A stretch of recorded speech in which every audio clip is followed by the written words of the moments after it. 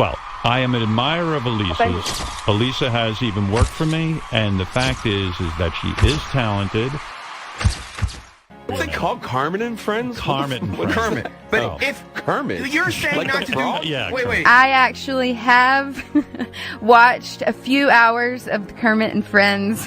How many hours have you watched, Natalie? Oh, no. Probably indulged in 8 hours. Holy... My wife and I watched Benji's ex-girlfriends or whatever's going on. We watched this crazy podcast, and I have to say, this is one of the, probably in the top 5 things I think about right now. She has a podcast, but she gets to come on the radio. It is craziness upon craziness.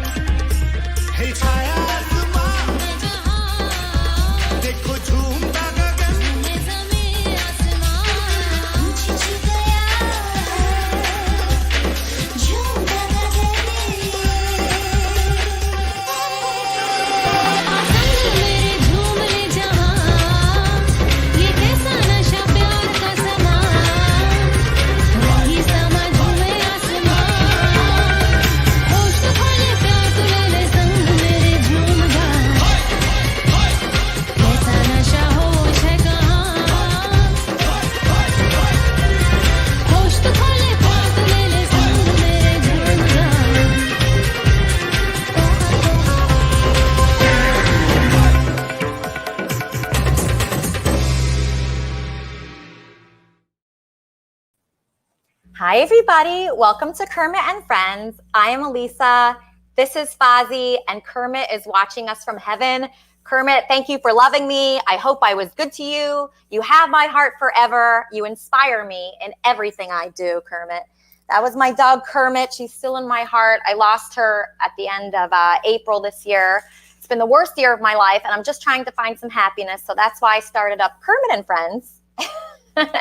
So I could spend time with people and just not be so lonely. That's pretty much what it comes down to. And I will not be lonely today because we have 3 guests, 3 spectacular guests. One's a famous comedian, Andy Dick. He's our first guest. Then we have Nile Henson, one of the originators of MTV, Nickelodeon, and the Country Music Channel. And then we have Lizzy, my new friend, who I'm so excited about. She's amazing. She's an art collector. I know her through William Quigley, and she's here to empower women, which I think is very important. And speaking of women, I want to say hello to my co-host, Sugar. Sugar, a packed show we have today. I'm so excited. I can't believe this. I know. Amazing. Kermit and Friends for the win.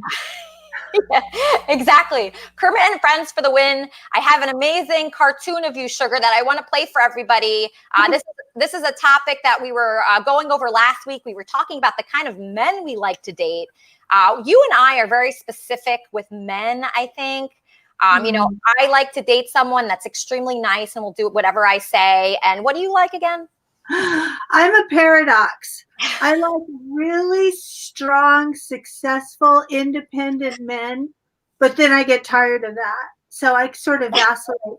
And I found myself saying something that sounded like I thought that men that abused women were alpha, and it sounded stupid when I played it back. And that couldn't be further from the truth. An alpha male is protective.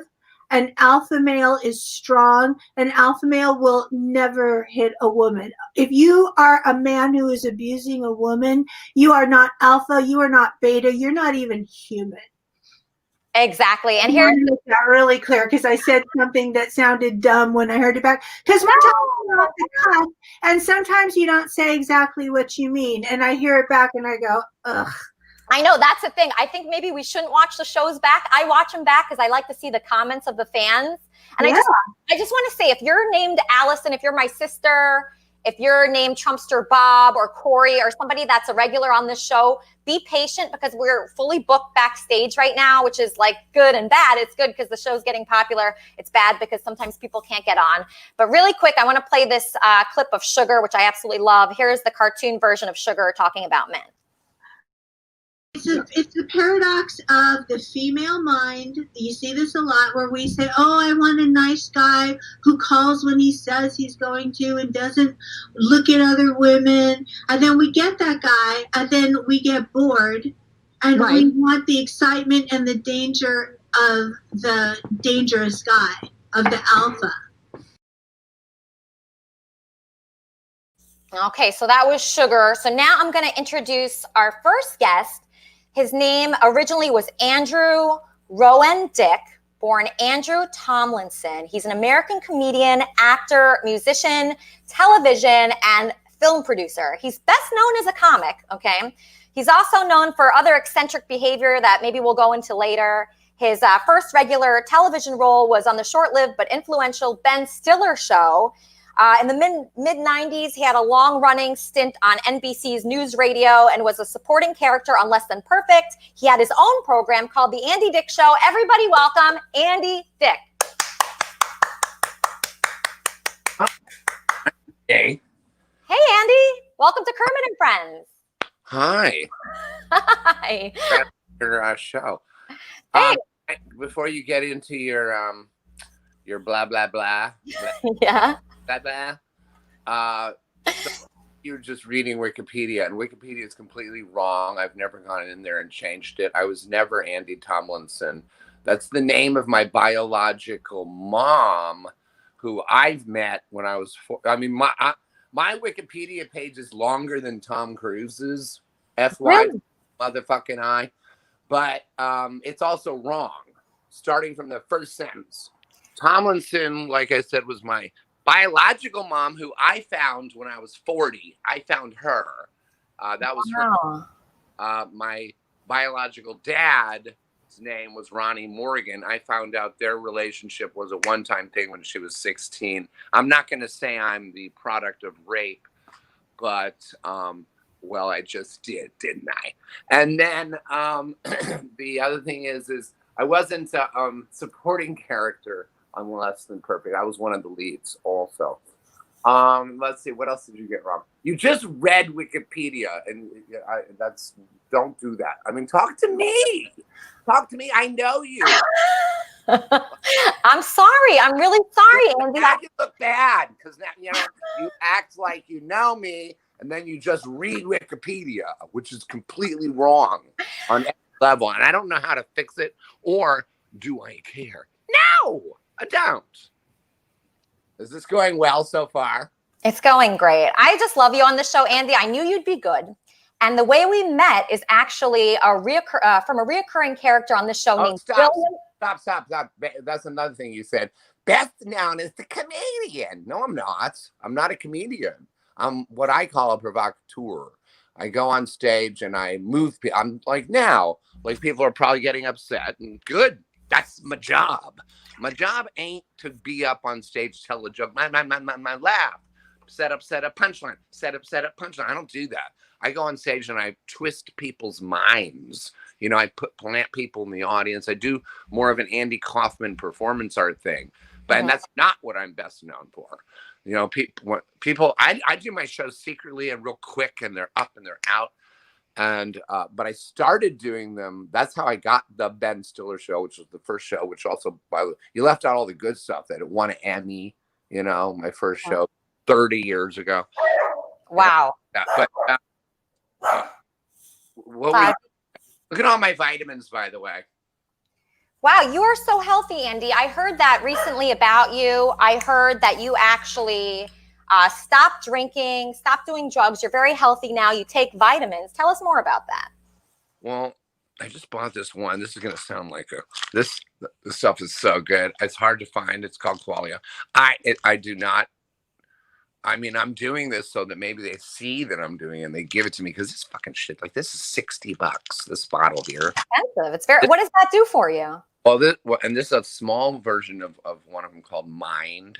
And it's just, it's like nootropics. This one costs also about $50, and you're supposed to take 7 upon waking up. I'm like, are you kidding me? I counted them. There's only 20 in there. That's not even 3 full days. I have to go get another bottle just to complete the 7, 7, and 7. I'm just kidding. But there's very few. There's only. Well, wait a minute. 35 capsules. That's 7 times 5, right? Okay, yeah. So that's like 5 servings. Wow. Can you even read that? Oh, yeah. I can't read. No, I'm saying was it backwards? Yeah, I think people are impressed right now. They're watching you. They see how healthy you've gotten. Was there a breaking point that you had in your life that made you change, that made you want to be healthy again? Which one? Oh, look what I have. I always wanted a My Pillow, and I found out to buy one, and then it was stolen. Everything of mine gets stolen. If I put something in here that's worth any kind of money, it's gone. In the last few months, my wallet was stolen, my phone was stolen, my laptop was stolen, my nice Bose speaker was stolen. All the shit was stolen. Oh, that art in the background, by the way, I'd like to point out that it's a guy named Eric, and I'm turning my living room as we speak. I'll go on and show it to you into an art gallery, like a by appointment only art gallery. Like come in and there'll be art all over the wall. So let me just show you real quick. But I found a My Pillow. I bought it. I took it home, and it was this tiny little the travel My Pillow. God, it sounds like I'm doing commercials. I'm really not. I don't get it. But Andy, I'm very concerned that you had a pillow that was stolen. How does a pillow that's on your bed in your home? My kids. Oh, your kids stole the pillow. Yeah. Okay, got it. And I've got 5. You have 5 My Pillows? That's amazing. No, 5 kids. Oh, you have 5 kids? Yeah, you have 5 children? 3 of them are mine and 2 stepkids. Are you married? Are you single? Are you divorced? What's your situation dating? Oh, good. I'm glad you're not consulting with Wikipedia. Oh, you know what? I should start my own. I should call it Dickopedia. That'd be perfect. Yeah. But I have 3 of my kids with 2 different baby mamas, as I say, and then 2 stepdaughters. So I have 1 daughter and 2 sons, and they're 23, my daughter, 25, my son, and then 33 is my oldest son. You know, I just turned 55 on December 1st. You're looking really good, Andy. You're looking really, really good. Amazing. It's the law. That was the thing they used to try when they changed the speed limit to 55 in the 70s. Yeah. They had billboards everywhere that would say 55. It's not just a good idea. It's the law. And it's so funny. And now I can say that. I go, oh, there's a new law in town. Sheriff Dick's in town. 55. It ain't just a good idea. It's Dickie's law.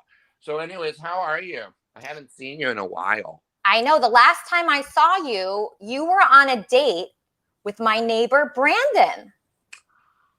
I was? Yes. Where is he? He's supposed to be here right now. So if your name is Brandon and you're my neighbor and you're supposed to be on the show, come on now. So what was that? We were on a date. Where did we go? Well, okay. So you and Brandon were on a date. You went to this place called Rocco's in West Hollywood. Okay. Oh, we really went on a date? Yes, yes. That's great.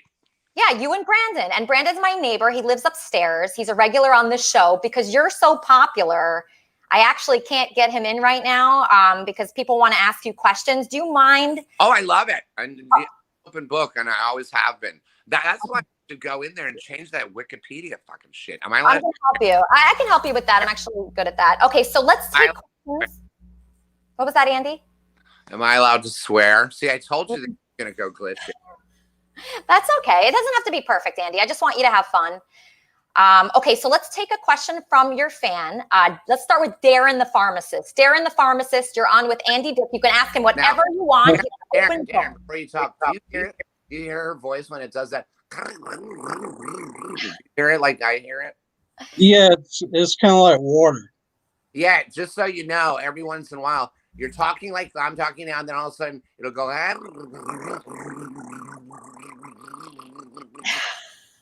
So, Andy, you say you don't consider yourself a comedian, exactly, right? No, exactly.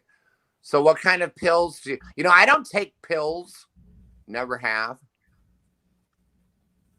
Yeah, well, there are benefits to taking medications, and you can also get addicted to them. You know, opioids, things like that. You seem like a happy guy. Do you ever have the urge to, you're counting them with that metal thing? 1, 2. You have an urge just to pop one into your pocket or on the floor? No, there are laws against that, Andy. Of course. But I have tried to do stand-up, though. There's laws against that, too, my friend. Well, there are laws against pharmacists and stand-up. Do you take any pills? I do. I have bipolar disease. What is it called? You're bipolar? Yep.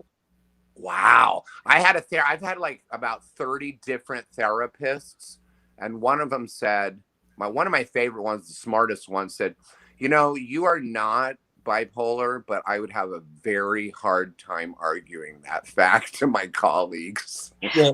One quick question, Andy. Yeah. What do you think helped you break into the entertainment industry? Great question. That is a good question. You really? Oh, he's out. Yeah. Damn it! I had some questions for him. So, okay. But I was wondering if he's trying to do that. Which, by the way, if you're still listening, and I hope you are. Yeah, I'm here. Oh, there you are. Any the fuck time you can jump in and join the stream of whitewater fucking entertainment people like you. Did you know Jack Nicholson didn't even do his first movie until he was 32? So like at any moment you can jump in. You can jump in now. They need people of your ilk, of your age. You look great. You're funny. You've got a great voice. You have everything they need, and they need that. So you can jump in. And the way I did it, and there's a million, infinite actually, ways to jump in. And what I did is I just performed live, doing what I was talking about earlier, that weird provocateur, like performance art, weird crap where you can't, it's like, what did I just watch? They're either laughing, crying, sometimes they scream. They've called the police on some of my weird things I've done. And, I've got arrested for things that were a fucking joke. I was joking, but I've learned my lesson. Like I really have. I kind of curb myself a lot now, and I what is really tripping me out and upsetting me is COVID. Nobody can perform. But between me and you and everyone listening, we have been doing these weird little secret shows and we're starting this thing. My second baby mama, is doing something called like a Sunday salon, and she's going to do it in the living room. Did you see the living room, by the way, when I took you out there? I loved it. Well, you have a great living room. Yeah, but did you see the mess? Today is the day I'm going to pack that. Oh, Andy, I'm sorry to interrupt you. I'm getting a call. Kermit and Friends. Oh, crikey. This is bad, Corey. I am gay. This is bad, Corey. Wendy. I know this is you, Wendy. Do you have a question for Andy? I had to do it, Lisa. I had to do it. It's okay. It's okay, Wendy. Okay, what's your question for Andy Dick? Hey, Andy. Yeah. Yes. Andy, my question is, what kind of girls do you like to get into if they're not a girl you don't like to date? You know what kind of girl am I attracted to? I think that's what she's asking. Wendy, come on camera. That was Wendy, the slow adult from the Howard Stern show. She's like amazing. She's an incredible woman. I think what she was asking you was pharmacist. She needs a little something. No, she's doing great. She found the guy named Corey through the show. They're dating now. So that was Wendy. She was asking you what kind of women you like. I'm curious about that too, because you went on a date with my friend Brandon, who's like a hunk. And then you've had 2 wives.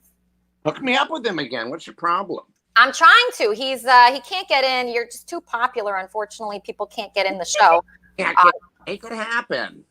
I will. I'm going to try my best. Okay, so can you answer Wendy? Yeah. Her question about what you're looking for in a mate or in a date or somebody that you want to be with? Yeah. Well, I'm not looking, by the way. I've been enjoying my time alone. And I shouldn't even, that was a lie. I'm not always enjoying it. Sometimes only, you know what I'm going to do? I'm going to get a parakeet. I'm going to get a fucking parakeet. I've always had parakeets my whole life. They become my best friend. I'm that kind of, that like weird guy on like the Venice boardwalk that has a bird on his shoulder walking around. Like, why isn't that bird flying away? Because it loves me. That's why. You don't love me. The bird loves me. Yeah, I would trust a bird definitely more than a guy that I would date.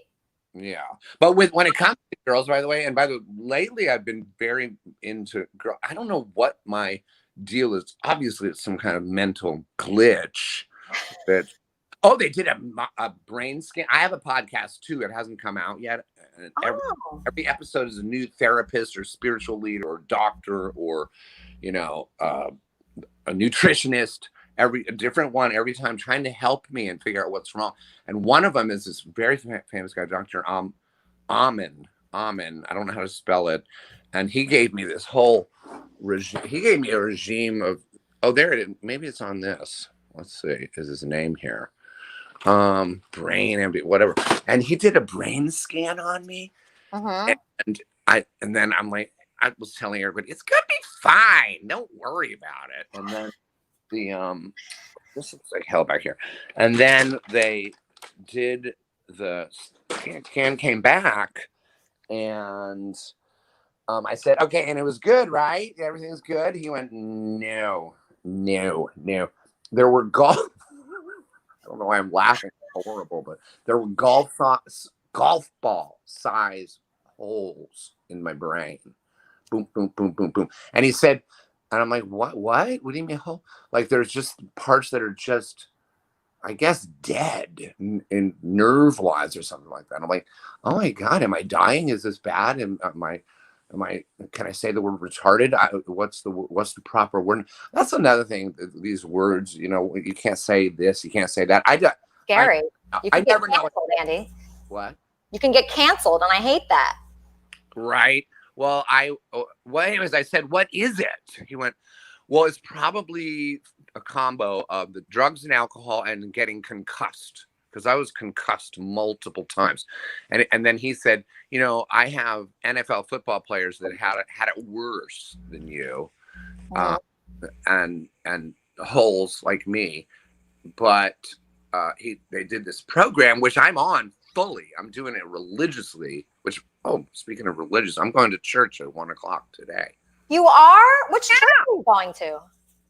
It's a Baptist church. It's right down the block. A good friend of mine is taking me, and I like church.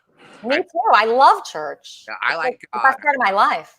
Yeah, and the thing about God and prayer and all that stuff is, you don't have to believe in God. You don't have to believe in prayer. At the very, very least, prayer is just like positive thinking. Do you know what I'm saying?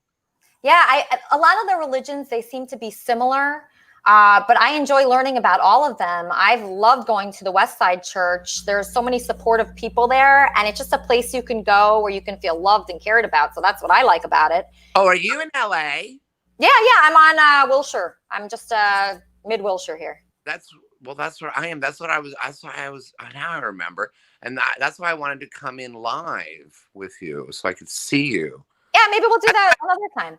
My head like this, because I have what's called progressive lenses. So like this, you're blurry, I can't see you. But when I go like this, the bottom is, they're called bifocals, but they call them progressive lenses now because they don't want, you know. I'm 55. Where's my walker? Did I scare that guy off? That's the weird thing. Oh. You cannot talk about religion or politics. And I'm neutral when it comes to all of it. And that's what I was saying about, like, I don't care what church. I'll go to a synagogue.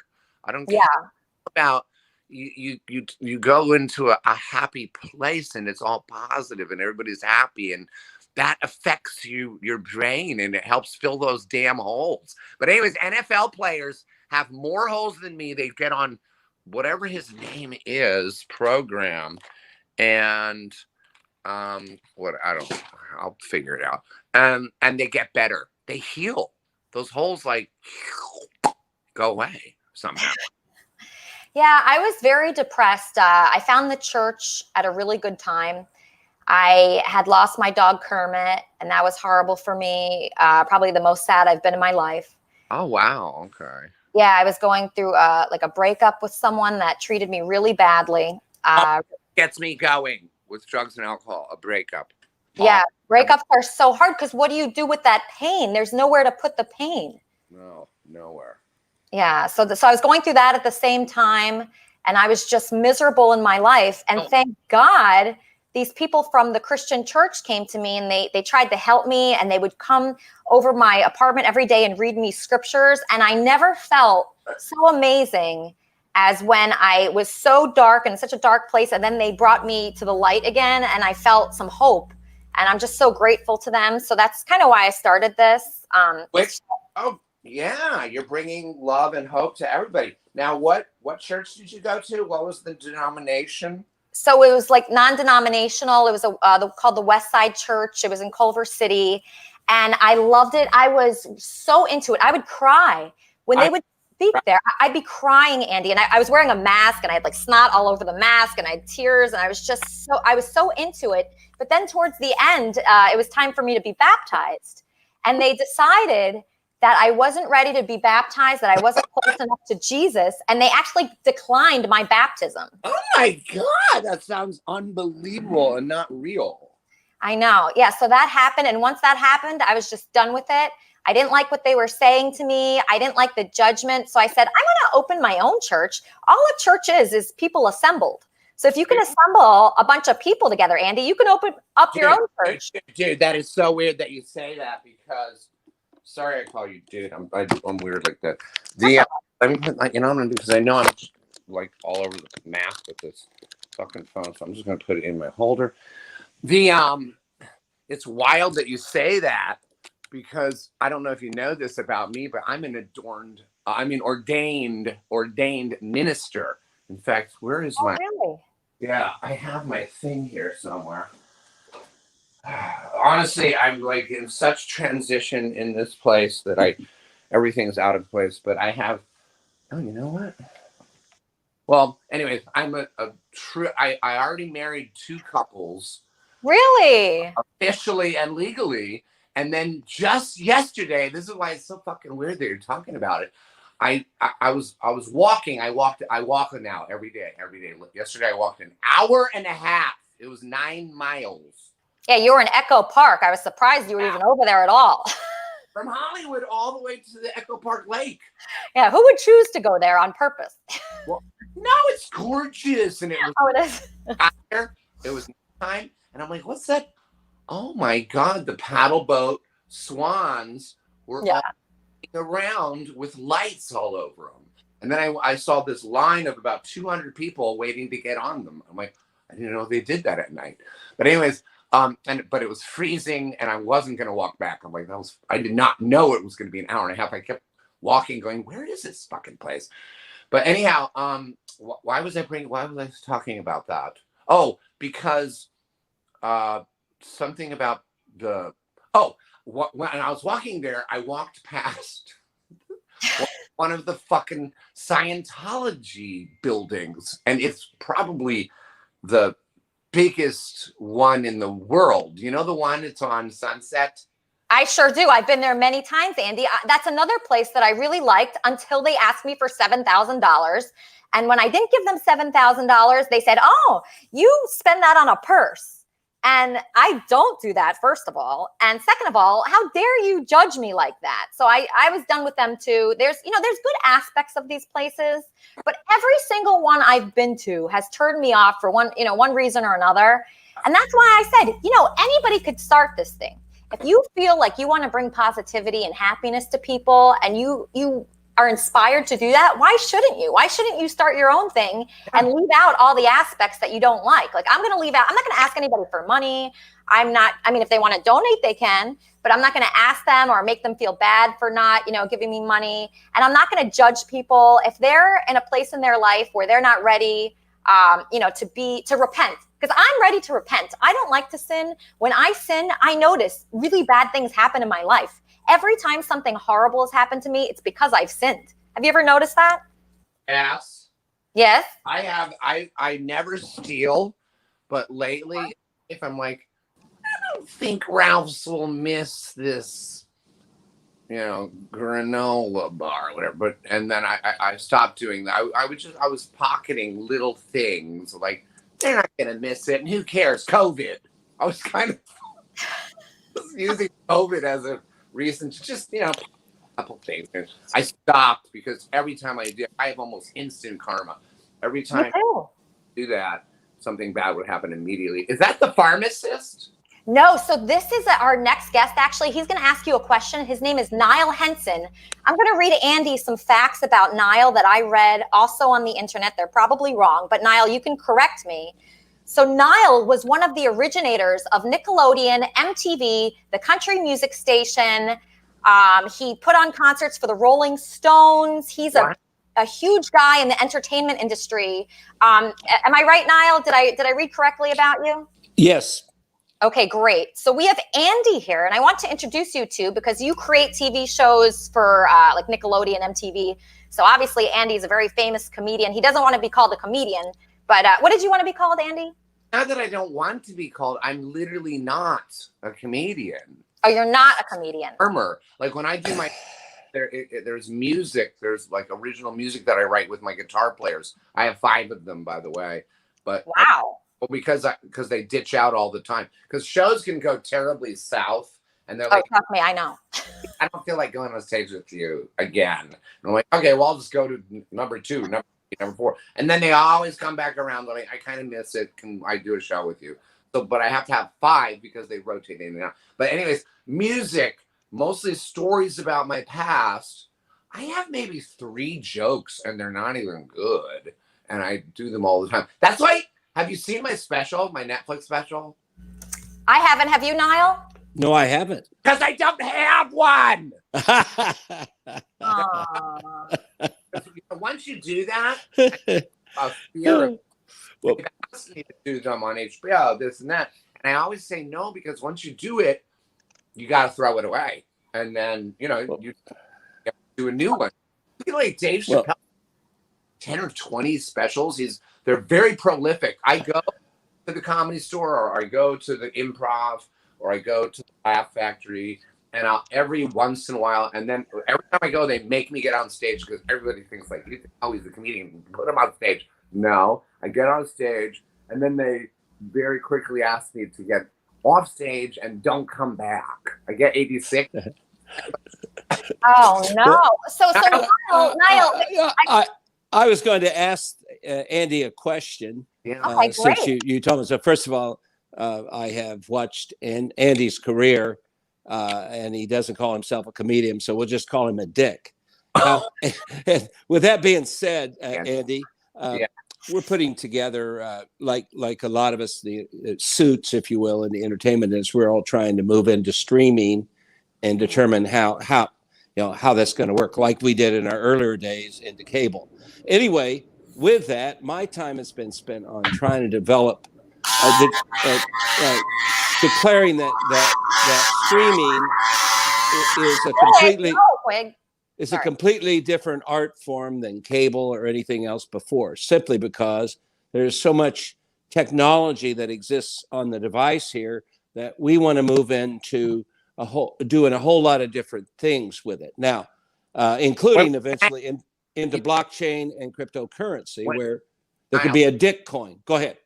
When you say we, what do you mean? You and who? Oh, well, my company.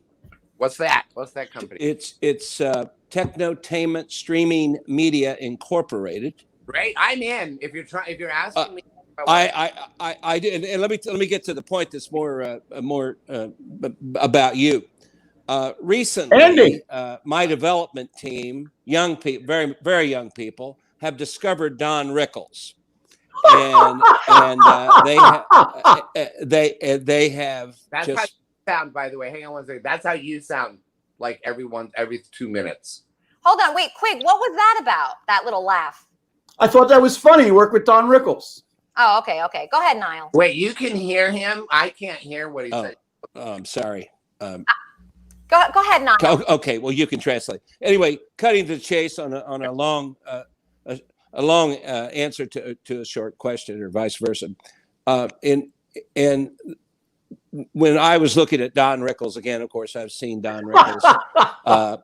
I was scared to death one time in Vegas, ending up on the front row, that he was going to drag me up on the stage and embarrass me. Anyway, I don't want to draw any analogies necessarily. Like most artists don't want to be compared to anyone else.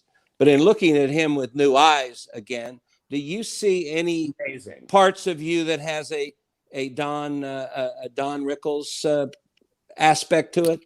I guess very small slivers. Okay. That good. He's a true fucking comedian. He's so fucking funny. I can't even believe how quick he is. And you know where I think it comes from? And this is why he's also a good actor. Remember, he was in absolutely. He acted with fucking De Niro in that gangster. Yes. The Mob or Los. I know what you mean. Oh, what was it? But we'll think of it. But I know what you're talking about. He's been in several movies. Such a good actor because his stuff comes from an emotional place. That's where I come from. So yeah, in that sense, yes, because I think he's legit angry in real life, and he doesn't hold. That's why he's still alive. He's like 80 something. No, actually, I believe he died. He passed away. Yes. Andy, did you ever work with him as well? What? Did you ever work with him as well? I can't hear him. It goes. He was asking if you work with, who are you guys talking about? Don Rickles or? Yes, yeah. Don Rickles. Have you been working with him in your past, Andy? Niles. Yes, sir. Does it sound like that to you, or is it just my phone when he? in different times it has cut up, but it's pretty good now. There's a lot going on right now. In fact, yeah. Quickly, the way I got hooked up with Andy here is through you. So what is your relationship with Andy here? Getting better quickly. Is that better, Andy? Let me answer my friend from Nickelodeon. First of all, Elisa, give him my number. I will. Give him my number. Yeah, and then no, I never worked with Don Rickles. I wish I had, and I can't believe he died. That must have happened this year. I'm going to tell one quick story here. I'm going to get your number and call you. And Lisa, it's really a pleasure to be on your show. I'm so happy to have you. So I just want to tell the audience, Nile here, who has done so much in the industry, who I have so many questions to ask for this Nile guy. He's really succeeded in a very tough industry. I think Andy, even Quig, understand the difficulty that the entertainment industry brings. It is so difficult. And so this guy, Nile, literally started the biggest networks that you've heard of. Everybody watching this has heard of all these networks that Nile has started. And Started, really? Wow, that's impressive. Yeah, he started the Country Music Network. I mean, that's impressive. Nickelodeon, MTV, we've all watched these networks. And how do you know all these people? John Sykes started MTV. And Stephen Leeds. Oh, are you saying he's a big fat liar? No, not John. I know John personally. I mean, I know, I've done work with him. Yeah. John was very beneficial in the management and launching of MTV. Know him a bit. He worked with he worked with Bob Pittman, who we brought in to run MTV. But that's not the point. Let me just finish up. That's really cool, Matt. That's really cool. Well, thank you. It has. Congratulations, man. The good stuff hasn't happened yet, and that's where streaming and what we call technotainment, and getting back to Andy, who I think could some great opportunities, and I will call you, or she'll give you my number. Just real short, though, in closing, comedy's very hard to do.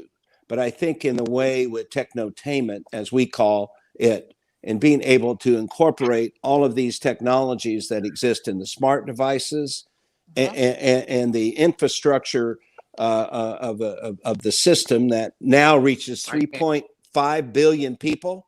So I was really delighted to see, Andy, that you were on here, because I'm now at the point of the launch of the company.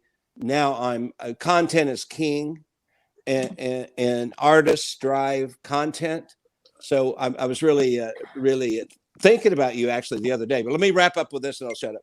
For a very short while, I was the acting CEO of the National Lampoon. My interest for doing that was not to try to run it, but just to be able to get the rights to the brand and develop mobile content. While I was there for a few months, and I think you all know where that office was on Hollywood Strip there, across from the where John Belushi died. Chateau Marmont.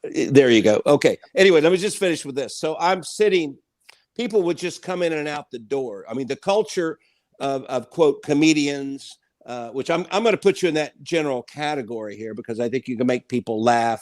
Thank you. Yeah. Anyway, so I am sitting there one day, and I'm pretty much a suit, and I'm not accustomed to a lot of looseness, except in the rock and roll business. When I would travel with them, I understood that. But in my office, the door was open, and people would just come in and out. And like Kato Kalin would hang out there. I don't know if he's a comedian, but anyway, I'm going to finish with this. So there was a guy standing at the door looking for me to say, "Oh, you can come in and sit down and talk to me." He says, "You don't know who I am, do you?" I said, "I'm sorry, I don't." He said, "I'm the unknown comic." So I didn't recognize him without his hat. Anyway, enough of that. I'll stay out of comedy. But Andy, Nile, what about Kermit and Friends? Are you ditching Kermit and Friends now that you're working with Andy? Oh, no. We will be, with the digital media now. We expect to have 100 different channels, and you don't really call them channels, in about 6 or 8 different categories. Okay. And music and comedy are 2 things that are staples to everything. We're way down the road on our music side, and hope to be making an announcement about that.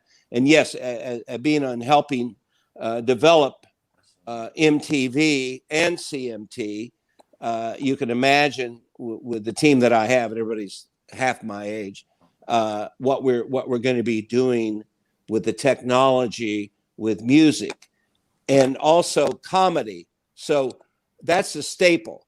As far as why I'm very interested in you, and I do recall you back being on Howard Stern's show and all of that, but you and I will talk about that later as we have off camera. But I see your role in a sector we have called faith and values, and one of the areas. Yeah. Woo! Let's do it. Right? Do you know Angela Santamero, who developed Blue's Clues with you on Nickelodeon? And she I don't really. That was after my time. Before your time, it goes along with the faith and values. Yeah. I will say that Jerry Laybourne, Bob Pittman was brought in to run MTV, did a great job. That was a Warner Communications company then, and American Express was the bank, and then. After getting Nickelodeon off the ground, we brought in Jerry Laybourne, and she took it to the moon. So she would know all those people intimately, because she was about 15 years. But yes, I've been. You have a few fans that are blowing in my ear, as you know, and I see you as a possibility of an anchor on this thing. Now let me just. I'm in the faith and values sector, and having been involved in MTV, CMT, the missing triad there was contemporary Christian. It has the same business model and everything, but it never quite got off the ground. Cable started growing beyond that, but one of our anchor channels, if you will, is going to be contemporary Christian music, because it has no outlet. It never made it to cable, and it's exploding big. And you all know who Amy Grant is, perhaps. Yes, of course. And the new Amy Grant is Lauren Daigle. So there's a lot of, and we expect it to be more secular, although we have met with the head of the Baptist church, and everyone is very interested, but we're not a religious service. We're a faith and values. And I think you can help define it for us. And yeah, and again, that was I didn't even finish my story. I'm sorry. Go ahead. I didn't mean to upstage you. No. Wait, Andy, did you ever think you'd be signed to a deal after coming on the show? Did you? You're talking to me? Yeah. Did you ever think you would meet a high-powered executive that started MTV, Nickelodeon, the country music channel? People. It's amazing. Yeah, it's pretty fun. So I want to get back to fan questions for Andy, but first, I want to introduce Lizzy here. All right. So Lizzy is very special. I'm flanked by two hot girls. This is a big sandwich. I just got out of solitary confinement for 5 days. I'm actually, and the police have confiscated all my belongings, included all my makeup. This was done by a friend of mine in 5 minutes flat. So, wait a minute. You got to tell us what the fuck. It's a crazy story. It's a crazy story. Yeah. What's going on, Lizzy? Okay. So solitary confinement. That's not solitary fucking confinement. I'm not joking. So I am the victim of severe narcissistic abuse. And I didn't understand myself what narcissistic abuse was until about 7 or 8 years ago, when it started getting, there was just so much confusion in my life. And I live a storybook life. Like, if you were to hear parts of my story, the truth of the matter is I was strangled. And the DA was investigating the person who was strangling me, and I was brought to the Victims Justice Network at the DA, and they were talking to me, and they were like, it sounds like you were really suffering from some severe narcissistic abuse. And narcissistic abuse. Then why did they put you in jail? Well, you'll hear about that in a second. It's because I was trying to file a form with the judge, and the judge's clerk didn't want to take it, so she called the police. It's a long story. I'll get to it succinctly, but I want to really get to the important part of this, which I think will impact, because hopefully not everybody else can relate to being in jail. But I think, Lizzy, I think some thing that people can relate to about you is being narcissistic abuse. Yeah, I think we've all been with someone that's a narcissist. Yes. These narcissists. Now, what was that, Andy? With one right now. They're in the other. Fucking. They're crazy. So let's just talk about what it is first and foremost. So a narcissist is somebody, it's very hard to detect, because they go through a lot of the same motions as a normal relationship, and you'll have this period of love bombing. And love bombing is when they kind of see what you need in your life, and they provide everything that you need. They just are like gun-ho about you. There's just this feeling of oneness with them, almost like that you found a partner that truly understands you and things are good.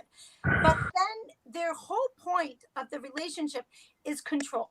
So they want to be able to control you, and they want to do what's called gaslighting. And gaslighting is when they make you question your own reality. So it would be like if I was holding a pink cup and they're saying, oh, you blue cup, blah, blah, blah. And I'm like, no, my cup isn't blue. And they're like, dude, your cup is blue. I mean, it's not that obvious, but it's little things. It's changing history. It's telling stories. And for me, the reason I was in this relationship is my husband, we've been together for 21 years, married for 18, is because I always thought it was because like I was the loud, fun wife, and he was a quiet lawyer, and he was just trying to make himself feel more like a man. So when we would get home behind closed doors, he would be dismissive, abusive, condescending, and then in about 7 years ago, it got really bad. Then he was trying to force psychiatric diagnoses on me. And Andy, this is why I was laughing when you were just talking about bipolar, because bipolar is one of the most misdiagnosed and overly used definitions, especially by narcissists, because who can't relate to being happy sometimes and being sad others, right? And who can't, but that's not the true definition of a psychiatric diagnosis. But these narcissists use this to say, you are discredited. You are not a person that other people should value. You should value the narcissist's opinion of you more than your own opinion of yourself, or other people shouldn't trust. They shouldn't believe what you have to say because, she's got a, mental disorder. You're describing the person that's in the other room. Yes. And me. I think we're going to find out. See, this is why Andy's not a comedian. He's a performance artist. Look at him. He is like a fucking I believe him though. But I just want to say something to you guys. Okay, so Quig booked both of you for this show, right? William Quigley. Yeah. Love him. Well, but I don't know how you know him, but he's great. He's like one of my. Great. It's awesome. He's that guy's a soothsayer. That guy writes shit in his paintings, and 10 years later, love him. It comes true. He's like a channeler, like you've never seen. It's scary what he does. Wow. So he's very mad at me right now. Why? Because this is very upsetting that he's so mad at me. So I was going to put him on after I had Andy and you on, but now he's upset that he had to wait. See, this is the problem. This always happens to me. People get so mad at me because of this show. That's their ego. That's ego. You got to get rid of ego. Yeah, his mic was glitching up. I could not hear him. I'm not kidding. He's really mad at me. Ask your fans. Can you see them writing or anything? The fans? Ask them to hear that guy. No, I mean, listen. Right? He's playing with you, I'm sure. He's not really mad. He's not. No, he is mad. He logged off. Listen, he logged off and he's not talking to me right now. So I don't know if you guys remember, but this is what Quigley had said before. What's your name? Let me see if I can find it. Here it is. It's a fish. This is the Quig fish. Baby, what's your name? Who? Not you, Alyssa. Lizzy. Lizzy. Lizzy, okay. Could you hear him? Does that thing... Quigley, I could hear him. But I also don't have headphones in because the police still have my headphones. It's fucking crazy. Well, you've asked me to get involved with your show, and I considered it. And I think, I think you're pretty brilliant. I think I've known you a long time, at least, and you're so talented. I don't know if everybody knows how talented a singer you are. I mean, you're probably one of the most talented persons I've ever met, which kept me very attracted and interested to you. Attracted on a business level, and also, your looks are, whatever. But you've done tremendous things. You succeed at everything you do. You work really hard. You have all those ingredients for success. So I was like, if I'm going to get involved in this thing, I'm busy as hell. Even taking time to do this show I want to do it, but it's time is money, really. And that's how I look at life now. I don't really have time to sit on a podcast and, help some friend out, by being on it, which maybe you think is good or bad. Because again, remember when I was talking with you back when I knew you about Dispatch, did you ever imagine we'd become this big? I didn't imagine we would get this big. I didn't imagine Red Bull and Grey Goose would get this big. You get a little piece of that pie, and, that's what life's about. I think anybody that works with you should have a little bit, you should think about it, get a good COO and have. So I would talk to Trumpster Bob, and I would bring my, team, my lawyers and my, financial guys in, and they'd look at, I would do it very simply with you. I would say, look, if you go on to succeed, which I think you probably can, and I don't know this business well enough, I'm learning about it. And everybody in Hollywood who collects my art knows I could get them to you right away. I mean, I've sold paintings to guys who own Netflix. They start at Netflix. They own 7 paintings, 12 paintings. Dana Brunetti, all these people that I know all have vested interest in what I'm doing already. So if I get involved in a project like yours, they're going to have immediate interest. Not immediate. They're going to have an ear. They're probably going to act like they don't give me the time of day. This is what smart people do. They pretend they don't give you the time of day. They just kind of look at, they kind of hear you out. They get your email. And hopefully you keep a register of all these things, your conversations, your email's the best because you got proof. Like I was involved with Madonna 2 years ago, and I came up with this concept. We do this concept. She raised $7 million in one night because a girl I was dating kind of forced me to I used to work with Madonna. So yeah, that was a little clip of Quig, and he's such a great part of the show, but you can't just run off like that, if you're upset. That's the thing. You have to be pretty solid, and I want him to be more solid so he just doesn't get upset with me if things don't go exactly his way. It's very stressful. So anyway, Lizzy, Yes. Okay, so you were in solitary confinement for how many days? 5 days. 5 days. What was that like? It was horrific. And, Andy made a little reference to about COVID and how people are using it opportunistically. And that's what they were saying. Oh, we're not actually putting you in solitary confinement. It's COVID. I was locked in a cell for 23 hours, and I was let out for only 15 minutes one day, at most an hour the other days.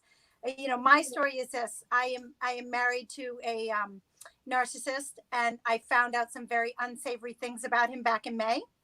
And when I confronted him with it, he went missing. And then he started the discard phase. So narcissists have different phases. They have the love bombing phase. Then they have this phase where behind the scenes, to everybody else, they're the nicest person in the world. But to the person they're abusing, they try and disparage you, devalue you, dismiss you. It can literally even be things like for your birthday, they'll give you something worthless to make you feel like that you yourself aren't worth their time. Like it's just always, it's called the devaluing gift. But then the discard phase is one of the most dangerous phases of a narcissistic relationship, because these narcissists don't have empathy for other people.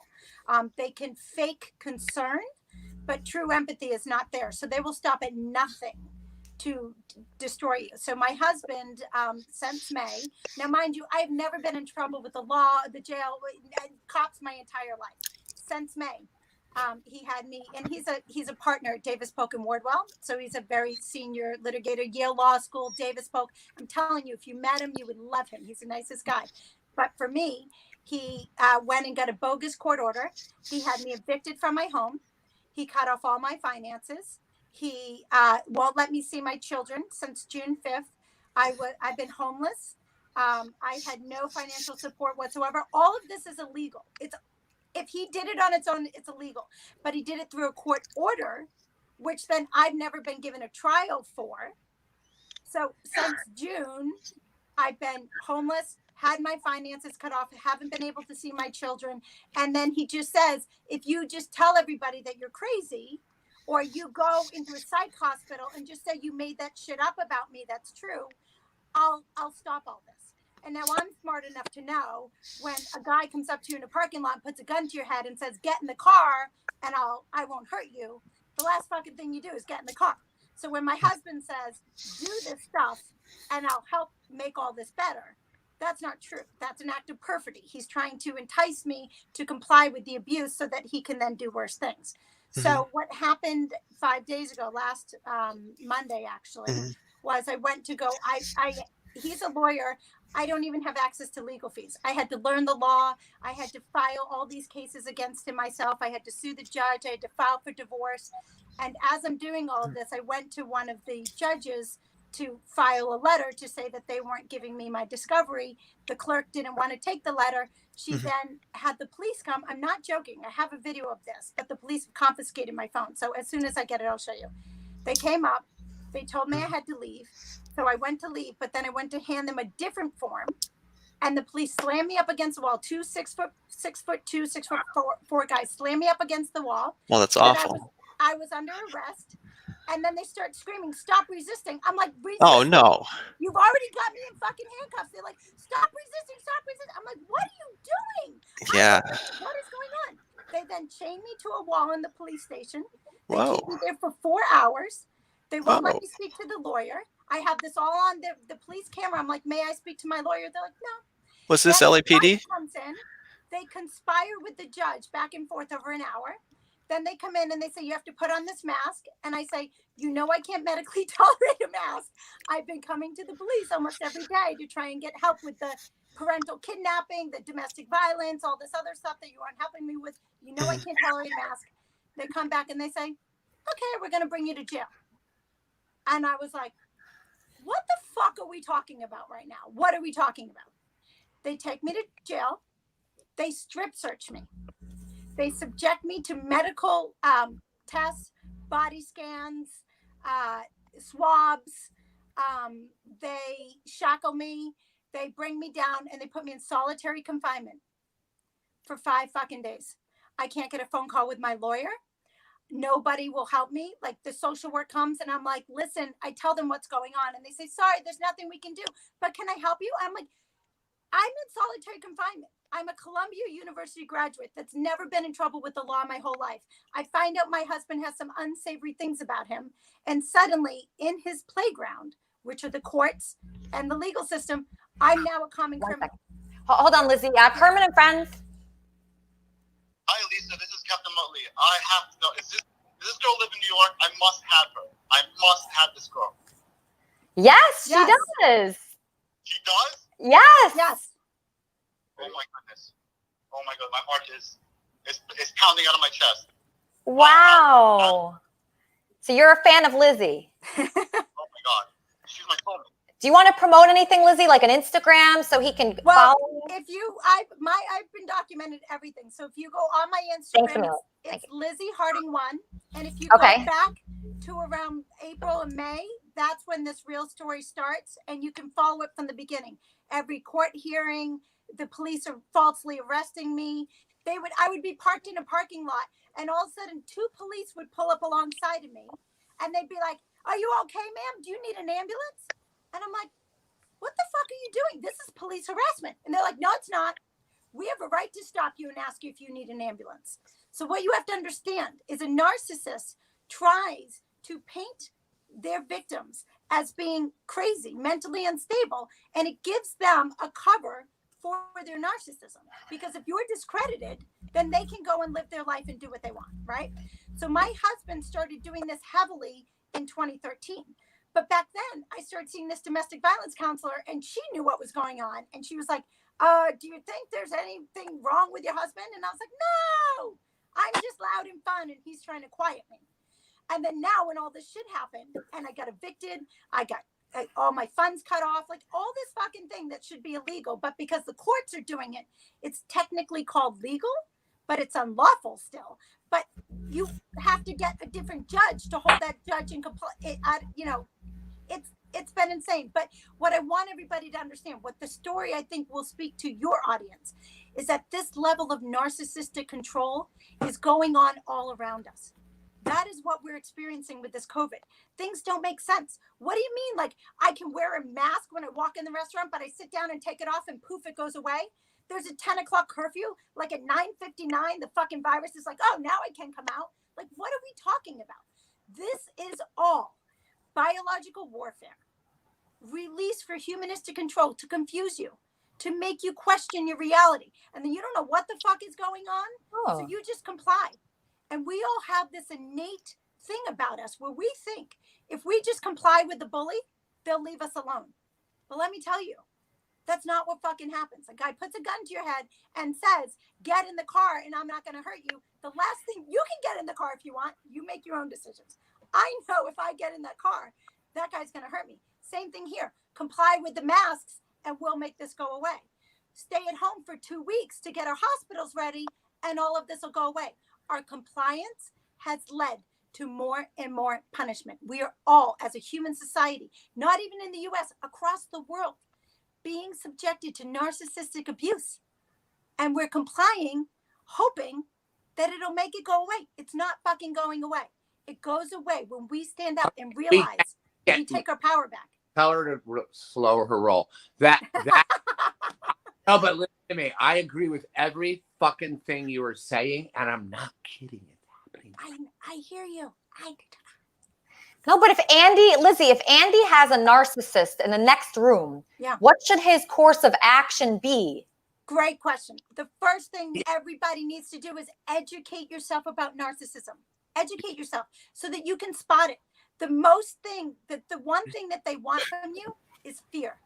When they get fear, they capitalize on that. They need that energy. It's almost like an energy, a soul exchange. Okay, they need to keep you in your state of fear. This COVID. And Actually, listen to her. She speaks a lot of sense. I know she's saying the same thing over and over, and I'm trying to. See, that's. See my. Oh, you go ahead. You go ahead. William, you know what? You guys talk amongst yourselves. I'm going to go. But think about this. Okay. Come on. Hey, think about this. You go into a store, you have to have a mask. But then that mask, you see, you're told not to touch your eyes, nose, and mouth. What are you doing? Oh my God, what are we doing here? And then you're touching. Let's see, the people at the factory touch the stuff, and basically, it's not even airborne. It's lung and the stomach, the pancreas. So okay, now you have people at the factory touching stuff, loading it up. Then you're unloading up the truck, and then those people are stacking it on the shelf. And then that person might not want it. They put it back, or they drop it on the floor and put it back. And then it comes about, oh wait, you got go back, so you're touching it. And then you got people hacking and sneezing on. Then we're told to sneeze in our shoulder, but then we can't handshake, but we're supposed to touch shoulders. But then you got people using the bathroom, don't wash their hands, and I know employees that don't even wash their hands after they take a crap. But then obviously, we got to put plastic on the 1 second, I'm debit getting machine. hold on, Corey. I'm getting a call from the United Kingdom. Kermit and Friends. Wait. Kermit and Friends. Hello. How you doing? Is Andy there? Yeah, Andy's here. Who's this? I'm an old friend. We hooked up in the UK it must be 10 years ago now. Okay, what's your name, sir? My name's James. I just to say hello. I just wondered whether he remembered me. Oh, if he remembers you.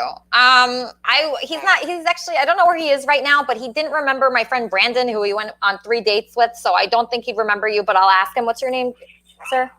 James, it's a wild time, you know? It's a wild time. Okay, let me ask him. He's actually back. Well, first of all, I haven't been in England in 30 years. 30 years. Maybe more. More than 30 years. Okay, all right. So he doesn't remember you. Sorry, guy. Sugar. I don't remember him. It's lying. I've met Andy before. You don't remember though. I met you at the Burgundy Room when DJ Coyote Shivers was playing. Okay, 1 second, guys. Kermit and Friends. Hello. Yes. I have a question for Lizzy. Lizzy. Okay. What's your question for Lizzy? Hold on, Andy. Why is her forehead so fucking massive? Okay, all right. I don't like you. No, I don't like people like that that are just like stupid. Like Lizzy's a gorgeous person, obviously. Lizzy has trauma, and we need to help Lizzy heal. So how do we help Lizzy? Because How do we help you, Lizzy? Well, I think the first and foremost thing that we've got to realize is that we have to educate ourselves. We are all responsible for our emotional well-being. Okay? Is this helping you to help other people? Because Does the that more heal people you? that are educated about narcissistic abuse, the more people that can stop it, that can turn away Great from it, question. that won't feed into it. One of the biggest powers of narcissists is trying to destroy the reputation of their victims by sheer lies. Like just saying, and it's called the Martha Mitchell effect. Martha Mitchell was married, I believe, to the U.S. Attorney General during the time of Watergate. And she was this like happy Southern drunk woman. Not drunk, but like she liked to have a couple cocktails at night. So at night, she would have a drink and she would call local newscasters and be like, hey, do you want to know what's really happening in politics? So people in politics hated her, but the American people loved her, right? And she was one of the first people to bring about Watergate, and nobody believed her. And so what they did was they kidnapped her. They brought her to Silver Hill, and they basically said, no, she's just crazy. So then she told everybody the story of what was going on. And then it turned out, and everybody just defined her as crazy. Then it turned out weeks later, it was all true. So the Martha Mitchell effect is when a narcissist or anybody comes to you and just says what you're saying because they're trying to hide. So they just call you crazy. And then people just count you as crazy because your story is so incredible. They'll just call you crazy, and then that's it. they get away with their crimes. That's Oh. a good point. That's the worst, Lizzy. Lizzy, one time I was in college at a community college, and I picked a fight with a kung fu master in town, and everybody found out about it. And then I was in karate class, and cops literally came to my orchestra class and pulled me out of class, told me that they were going to rape me and beat me up in the middle of my campus. And I had to literally leave the Valley and go to Santa Monica College. I hung out with the mayor of Santa Monica. I hung out on student government. I got an associate's degree. But yeah, sometimes they have something to prove, you know, but my heart does go out to the LAPD because, you know, they put on that badge and they essentially sign their life away that they can be killed at any time, at any place. And some people don't understand what they're signing when they become a cop at a place like LA. Some people do. And I know there's a lot of good cops in LA, but I'm sorry to hear about that for you, Lizzy. You deserve better than that. And I'm going to pray for you. I'm Eric Rick, by the way. Pray. Amen. Eric is the most amazing guy. I love Eric. I used to work with Eric at my old company, and he's always been so fantastic. And I just love him so much. And Super Tramp, I wanted to put you on with Brandon today. I know. You know what else got me? I didn't know that I was competing against Andy Dick. I know. He's a hard person to compete with, but I do want to play a clip. Even though Brandon is not here, I have a clip of you. Let me see if I can find that clip. Oh, great goodness. Let's see if I can find that clip. Oh my gosh. I have 100 clips here. Oh, here it is. Okay, here's a clip of Super Tramp talking to someone named Cuban Boy about Brandon, who's supposed to do our political commentary today, but he is not here. Yeah. Hey, Super Tramp. What's up, Cuban? Super Tramp. Yeah. How's it going with oh my God. How's it going with Brandon? It's I don't know. I can't I gotta talk to him on Sunday. I can't get I don't have a way to get a hold of him really. I just kinda got a way to get a hold of him today because No. Hey, Super. You know Brandon lives in Beverly Hills, right? That's right. Well, don't get your feelings hurt from that person.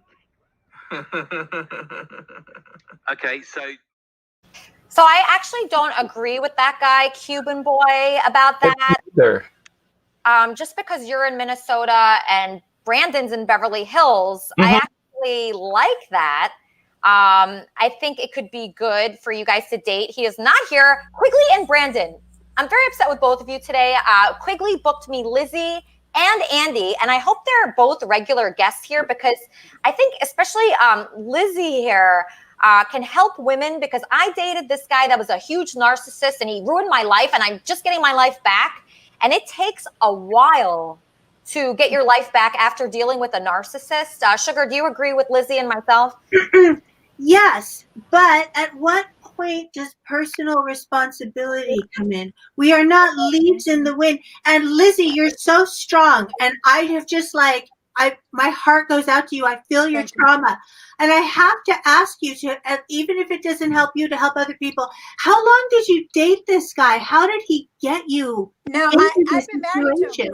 We have 3 children. He's a partner at a law firm. I went to Columbia. I didn't ask you that. I asked you how long before you married him did you date him? Oh, sorry. Okay.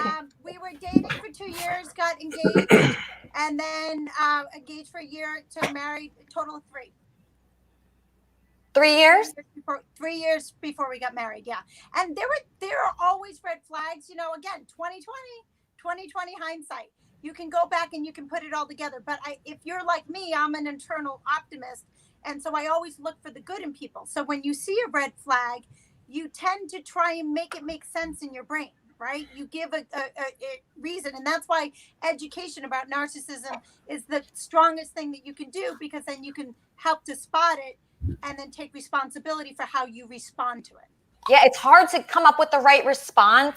Yes. When you're dealing with someone like that. Right. How do you come up with a proper response? I had a guy, you mentioned love bombing. That's when somebody comes up really strong at first, kind of to capture you. And then once they have you, then they can treat you however they want. Exactly. You're already addicted to that person. Yep. And it's hard to let them go. And you think that that's the real person, and the abuse that you're suffering, you're just trying to always get back to that real person that you just met, the one that, but you don't realize that that was the mask. That's the facade. So you spend your whole life trying to get back to something that they never were, right? And so that's the first thing. And love bombing doesn't always happen in the beginning. It also happens right towards the end when you realize that it's dangerous and you go to get out. They love bomb you again. So then you're like, oh no, it was a mistake. Let me try it again. Let's get back into this. And it keeps a cycle going. And so when you educate yourself about this, and if you go on, so my Instagram is Lizzy Harding, but there's this woman, Elisa, Alizeck. She's amazing. And she actually got really caught up in this, where her husband had her put away in psychiatric institutes. She tried to commit suicide. I mean, she went through the ringer. And then when she realized, because you have an inappropriate attribution of the problem, right? You're constantly trying to fix something about you. You don't realize that that fucking guy is just making lies about you the whole time, or trying to, fuck with you.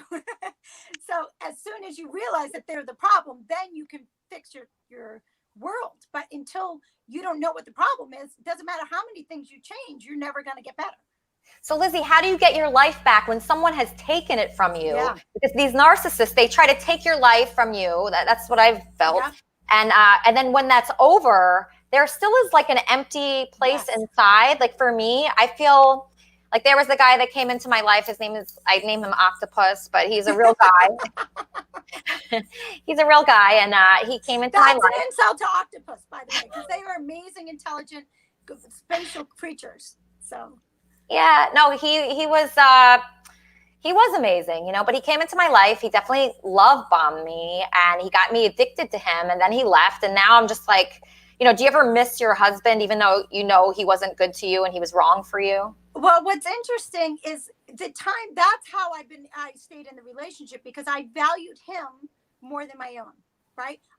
He went to Yale. He's a Davis Polk partner. He was a Duke AB scholar. I was like, oh, this guy is like the end all be all. I went to Columbia. Right. I'm not a fucking moron, but still, I valued him more than myself. The real healing comes in when you actually don't look for outside validation. When you get outside validation, let's be honest, it's awesome. You get extra viewers. You get more likes. It's great. But we should want it. But when we need it, when we need that outside validation in our life to feel valued ourselves, that's when we become victims of narcissism, because they can spot that right away, and then it feeds the cycle. But when you are strong in your self-worth and in your value, and you don't fucking give that up to anybody, like when I was in solitary confinement, this literally was my mantra. Everything's See, I dig this girl. She has common sense. She's not common core. She's actually common sense. She actually has real true values. Thank you. She's not a sheeple. She's not stupid. She's not a libtard. So you like her, Corey? Yeah, it's just too bad she's married. I mean, well, good for him, a lucky guy. But... Well, you can keep in touch with her. Maybe you can be friends. Well, maybe she'll join the Wrap Up show. Yeah, so Corey, in case you're new here, if you're a new person here, if you're not familiar with Corey, I have some audio on you. Let me tell you. I can go. So here is a person named is Cuban Boy again, Wendy's friend. So Wendy has a best friend named Cuban Boy, and here's some audio of him discussing Corey here. Nobody who looks like Corey is single unless you're a Give me a break. I mean, he's not like the fucking a 10 out of 10 or nothing. But anybody, I'm sorry, it's a #1 giveaway. To be a good-looking guy, 45 years old, with no kids and no wife, yeah, you're straight. Okay. And everybody on here knows that. Come on. And I don't care. And You can attack me all you want. Attack me all you want.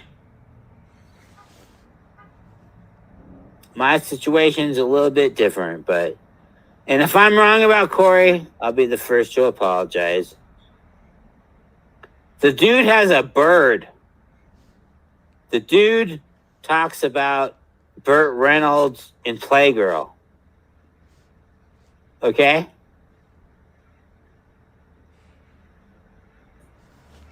Need I say any more?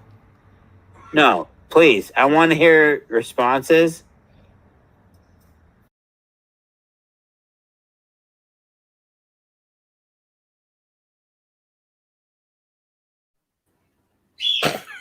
So that was pretty funny. So Cuban Boy, he's criticized your bird, that you live alone, that you're not married, that you don't have any kids. I get criticized for that same thing. But what's the point of it? My feelings are so hurt now. Oh my gosh, golly gee whiz. Yeah, so I went on something called Killstream. It's a podcast. It's an alt-right podcast to promote this show, Kermit and Friends. And so I went on this alt-right podcast, and then they said the same thing to me that they said to you. Listen to this, Corey. Oh, this was one of the failed kid from your writer at the fucking Howard Stern show. He wait a minute. Reported it because he didn't want to have a fucking baby with you because you're a fucking miserable person. My life. Yeah, good. You never will. Yeah, that's why I'm making it and you're not. I don't know, kids, a happy family, something you'll never be able to do. Okay. All right. So Corey, do you want kids? Do you want marriage? Do you want your life to change? Do you like your life the way it is? Nice to meet that someone, but I accepted reality a long time ago. It's not going to happen. Really? Yeah, I was hoping by the time I was 25, 27, meet that one person, have a couple of kids, but late bloomer. But yeah, I mean, I don't have any issues facing reality. And it still could happen. I'm not putting it out. I'm not putting it out the door, but just face reality here. No, but you got to put yourself out there, Corey. Like you're saying that Lizzy is your style or your type. You have to put yourself out there. Like Supertramp here, he was kind of rejected by my neighbor Brandon. Oh wait, hold on. I said I agree with her in her comments and her thoughts that she's common sense, not. Okay, one second. Corey, one second. Corey, hold on. Kermit and Friends. Yeah, Lisa, this is Balzac Entertainment. Okay. I tried to get on the show, but I tried to call you. I have some questions for you, Elisa. Okay. Do you like in this? Do you like security routine, or are you attracted to chaos? Like the Howard Stern show, like your show, there's a lot of people talking at the same time. I love the chaos, but do you like security or routine? That's a good question. Okay, so I'll answer that question. What's your name, sir? This is Balzac Entertainment. Balzac? Yes. Balzac Entertainment. Okay, do you want me to just answer that, or do you have more questions for me? Yeah, just answer that. I have some more questions, actually. Okay, sure. I'll keep you on the line. Okay, so do I like chaos? Great question.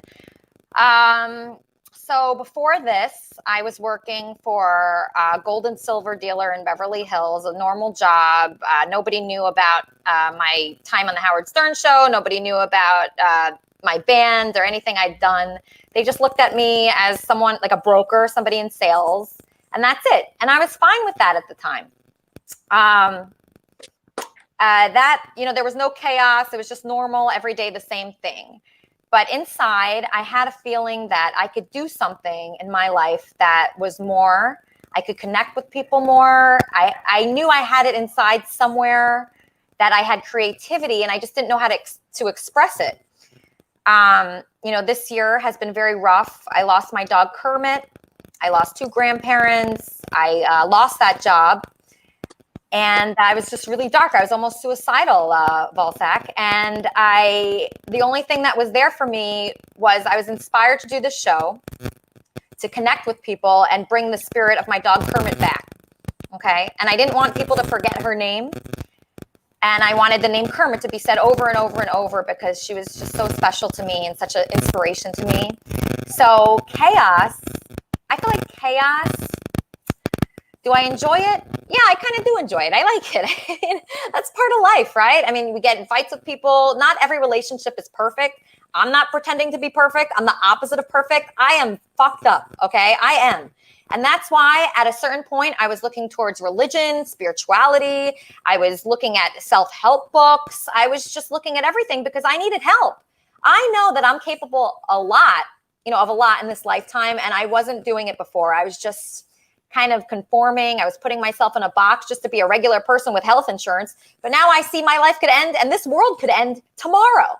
I wouldn't be surprised. That would not surprise me. So if this world ends tomorrow, I don't want my last day to be on the phone selling something. I want it to be connecting with people and helping people and having a guest like Lizzy talk about how she can help women. That feels like my purpose.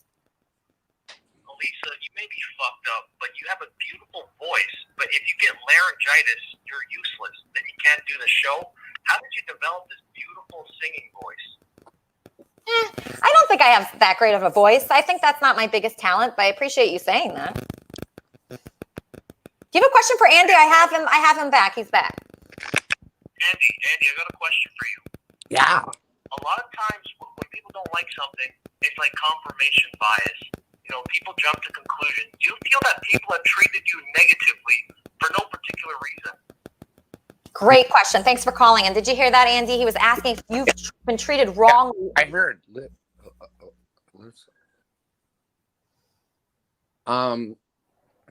Let's just see the time we're taking now. We're taking more time just for me to be angry than for you to repeat the question, which you did. I heard him. Let's talk about that more. So your thing is glitching up. Did you ask your fans if it's glitching up for them? Because it's really bad on my end. It's not for them. It's kind of... I'll send you a link after so you can watch the whole thing back and then you can give me your thoughts. But I'm not... You're not watching it? Okay. I don't watch any of my stuff. It's not about you. You are so pretty. You do a great job. You have had amazing guests. Lizzy. Now I forgot the question. Oh, I also have the same question for you. I was curious about you. Yes, too. I remember it. Do people? Okay. Yes, but he said, are there reasons? But there are. A lot of times, like I'm a little manic. I'm sure people would say a lot manic. Right. I'm very. I call it passionate. By the way, I'm passionate and excitable, like the Warren Zevon song. He was just an excitable boy, but that's not a good example because he wound up shooting people in that song. But I'm never going to do that. But people, yes, they do.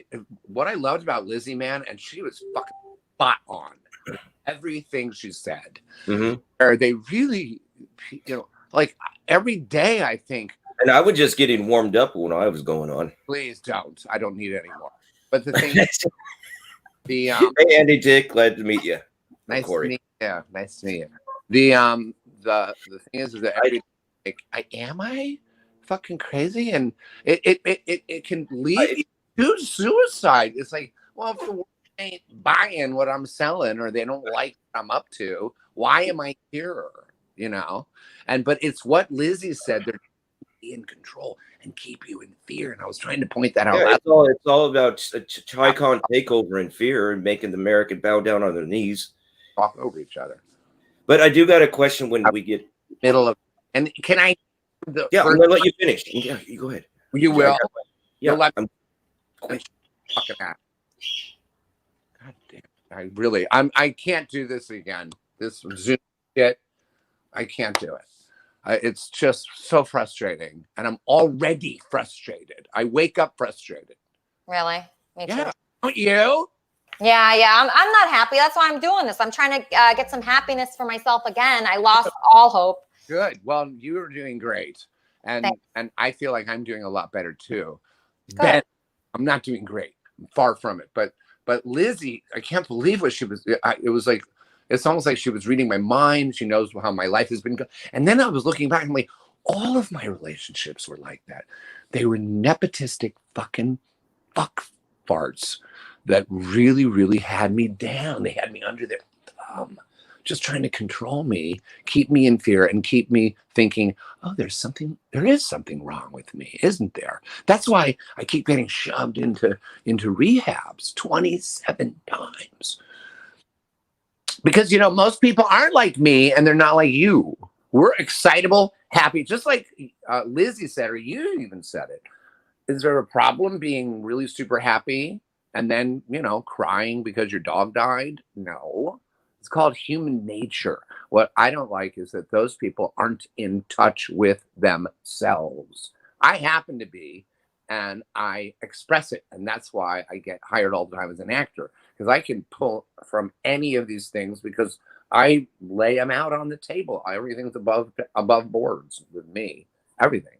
And that gets me in trouble. And to answer that guy's question, yeah, that's the kind of thing I think about that. I'm like, wow, it's because I told my truth and I just expressed myself.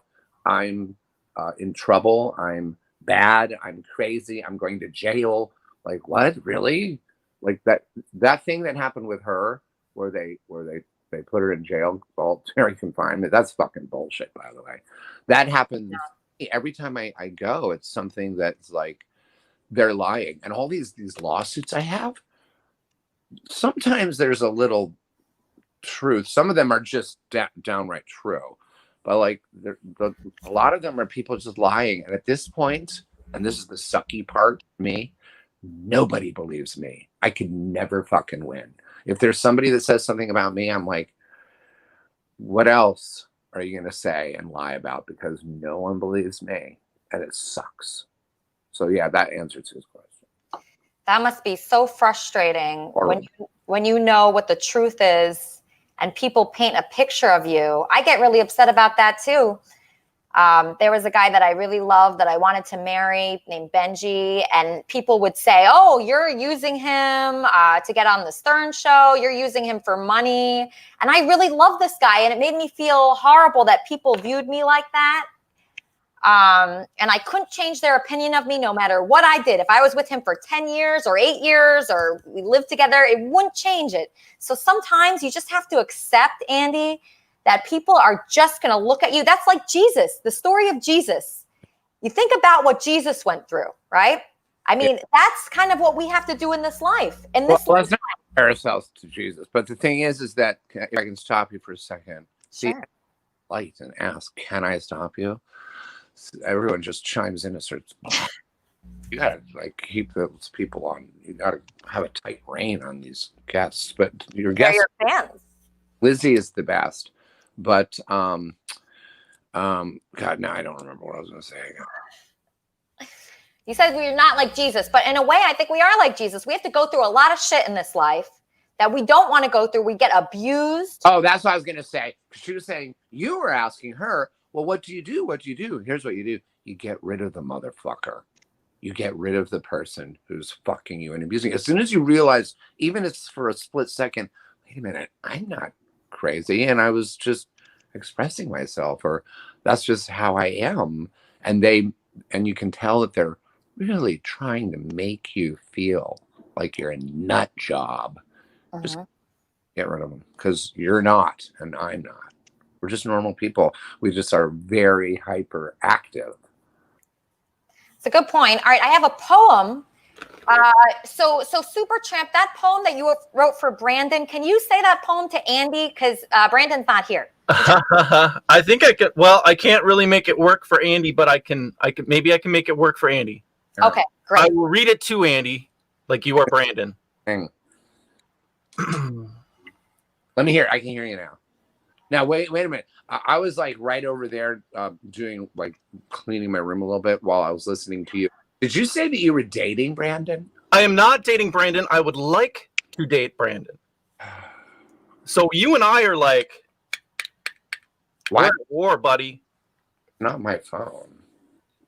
I think it has something to do with when you guys have headphones, because it's just not working. I can't hear him. Okay. Maybe you could just say your poem for Andy, and maybe he'll hear you later. I'll say my poem, and maybe he'll read it later. Okay, perfect. I used to like chorizo till I found out it contained pig salivary glands. You are a lot like chorizo. I built a tiny house in the woods with my bare hands, cut wood with the fucking chainsaw. I was Grizzly Adams minus the bear. You should have taken your sold sign and planted it in my yard. Don't play your microphone is on mute game with me. I am a lumberjack that spent the night in a teepee at 30 below, and I fuck like a rock star. My name is Supertramp, and I say that with pride. Shout out to the chat. You say we're 20 states away, but this is Kermit and Friends, where chorizo is steak, and I fucking love steak. Me too. Hey, John, do you have a song for Kermit and Friends and Andy here? Oh no, I wanted to get on and talk to Andy just a quick second. No real question. Just want to tell him I'm a fan. Some of Andy's antics over the years are pretty legendary. When he's a pretty wild person. It's just an honor to meet somebody. There we go. I want to say, Andy, can you hear me? Yeah, I can, because you're not using headphones. I wanted to say, now that you're here, it's an honor to meet you. And I said your antics over the past are legendary. Yeah. I've heard you on Howard a dozen times and so anyways. Yeah. And it's just an honor to meet someone of you. I bow to your greatness, my friend. Peace and love. Peace and love. It's just an honor to be on here with someone of your stature. Oh, that's may we say. Amazing. Isn't that nice to hear, Andy? That's got to feel good. That made my week, actually. That was so sweet. What a nice man. What a nice guy. I love that guy. That's John. And tell him, I'm not kidding. Can you ask your fans if they can hear? Is it my phone? You know, sometimes it's like, sometimes it's good, sometimes it's bad, but you sound great. And then I want to take one more question for you. Guy, though, I love you. You gotta go. Love that guy. Well, just I love him. Okay, I'll tell him you love him.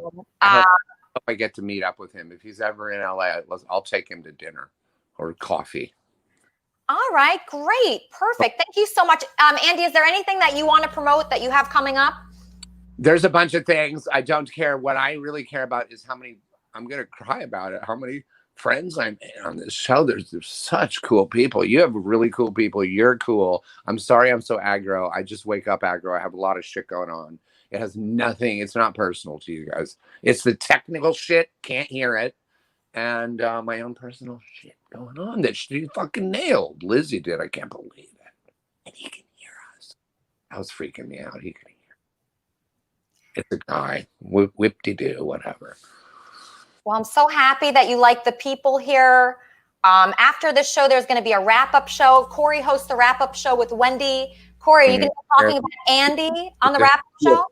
Andy, I got one question, though. I'm not sure how you're going to feel about it. I don't mean to push buttons here. But how was your, on Battle Cam, your experience, the whole thing with Croftman and the thing with the orange suits and Elkie David himself? What's your opinion of him? I think he might have left. I don't know. You can ask him later, maybe. Yeah, yeah, because I used to see him on there, and I was a big thing on there when it was going, but it's on the mainstream though. I never did anything for Elkie David like he did, but I just wanted his opinion and what he thought of Elkie David, because I think Elkie David's a freaking billionaire jerk. He's a fucking. I'm sorry, my language, but when I get going on him, he's like, he's a pervert. He's a sick son of a.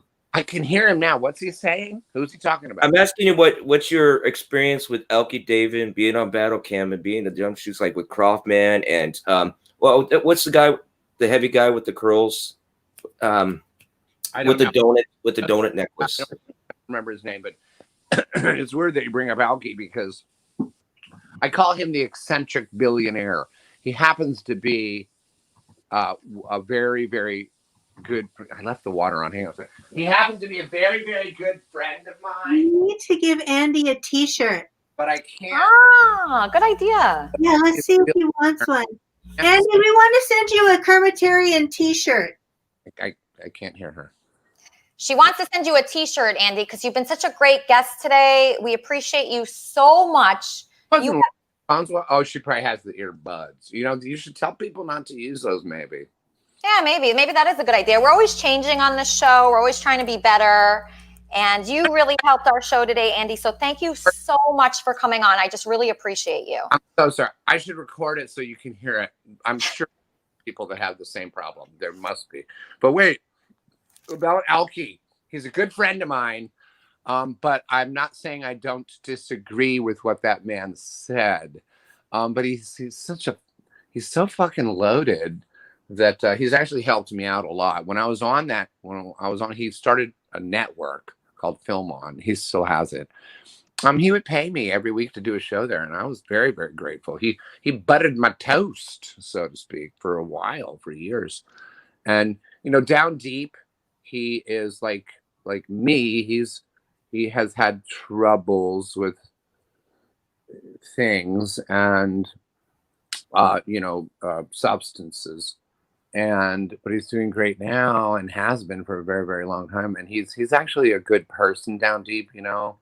But I know what the guy's saying. The guy who was just on. I know what I know, and I'm not saying I don't necessarily disagree, but he must have had a bad experience. And are you feeling, pretty hopeful in your life? Are you feeling like things are going to go great for you? Are you scared? One of the reasons is you know, one of them. There's not that many. There's a handful, maybe, a little more than a handful, like 7 different things going. You want me to promote a couple things. So I'm doing Tiger Dick, which is this weird, it's like what I was talking about when I go on stage and I kind of flip people on their ear and they don't know what's going on. You're like, what am I watching? What is this? What's going on? I'm doing a show. We already did 3 episodes. We might just condense them all into one thing where I play Joe Exotic. Sorry about that. That sounds good. And I have to go. I didn't know how late it is. It's church time. Friends here for church. Okay, great. Okay, have fun at church, Andy. Thank you so much for joining us on Kermit and Friends. I really appreciate it. Agro, thank you. And tell all your guests they're phenomenal people, and I love them all. Thank you so much. My pleasure. What a great guy. I just love him. Nile, what a great guest, right? I can't hear you, Nile. I think you're muted. Can you hear me now? Yes, perfectly. What do you think of Andy? He's funny. He's great. He is great. Yeah, he's a great guy. I hope you work with him. Do you think that could happen? We'll definitely follow up on that at your beck and call. Awesome. And I hope you become a regular here. Did you enjoy your experience on Kermit and Friends, your first time? I loved it. Thank you. Okay. Thank you. And I appreciate you inviting me on, and I hope to meet you and work with you. Sounds great. Thank you guys for watching Kermit and Friends. It's been a great show. We had Nile, we had Lizzy, we had Andy, and all our friends that are always here, our reoccurring characters like Sugar. Oh, I'm getting a call, but I'm not going to answer it because I'd like to play, just in the spirit of Lizzy and what she's been going through. I had a really rough time this year. I went through a very bad and hard breakup that just left me destroyed. It left me pretty destroyed. And what I have to say to everybody is the only thing that's helped me out of that pain is starting my Kermit and Friends again, really. And that's just the truth. And so if you are going through a hard time, I think the best thing is to use creativity and to pray and to connect with others. That's what I've done, and that's what's worked for me. So if you need help with that and you feel like you have nowhere to turn, if you feel like you've been hurt and your life sucks and you don't have any hope and you just don't know what to do, that was me a couple months ago. And I'm not exaggerating at all. I was very, very, very down. And Kermit and Friends has really given me purpose and a reason to live. And I'm really not exaggerating, and I'm telling you the truth, and it's helped me so much. So thank you. Thank you, everyone. Thank you, Johnny and Corey and Supertramp and Wendy and Lizzy and everybody that's involved here. Quigley, I'm so sorry if you're upset with me right now. You are valuable to Kermit and Friends. I will always feel that way. And I'll see you next week. Hopefully we can work it out and you can be a big part of the show. And God bless everyone here.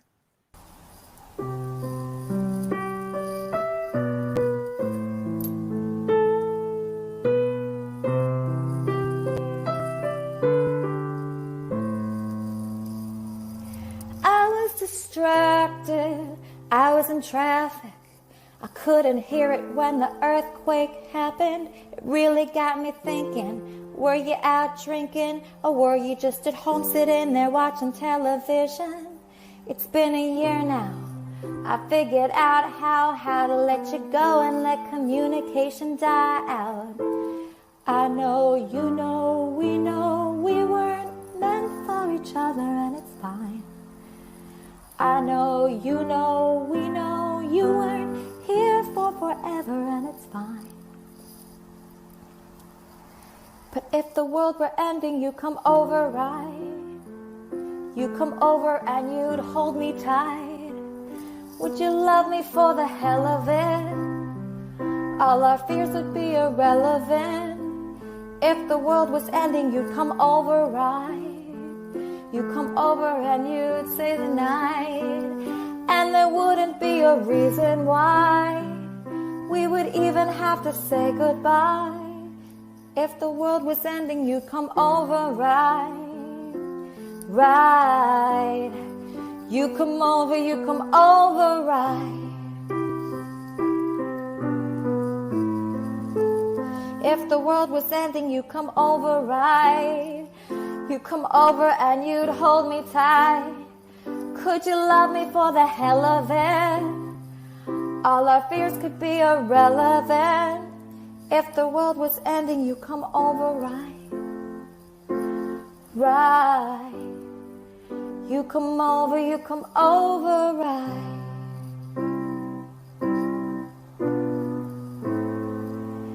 If the world was ending, you come over, right? You come over and you'd hold me tight, and there wouldn't be a reason why we'd even have to say goodbye. If the world was ending, you come over, right? You come over, right?